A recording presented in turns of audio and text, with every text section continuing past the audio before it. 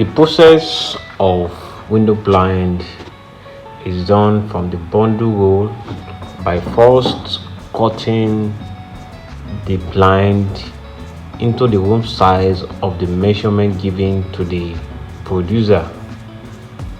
After taking the measurement, the next step is to pin it up together because window blind has the two rolls, the front and the back.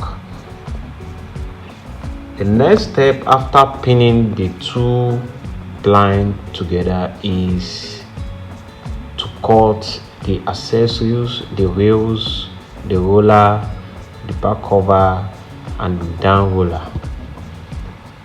These are the accessories. After cutting off the accessories is to pin the tape with the blind with a stapler or an adhesive gum.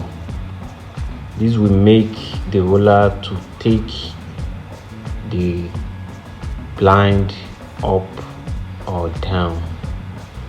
After pinning it together, the next step is to assemble the roller, the blind with the other accessories together, and this makes the beautiful window blind you are looking at. This is the process of producing window blind in anywhere. With this little production process, it is very easy for you to calculate. The major important aspect in this is the calculation process. You need to understand how to calculate cutting and also how to calculate your window size when taking measurement. The production of window blind is very easy, and if you are an house owner and you're thinking of doing this, is just about you taking the length and the breadth of your window in any of your apartment, then taking it to the producer to give you the dimension of the window blind you want.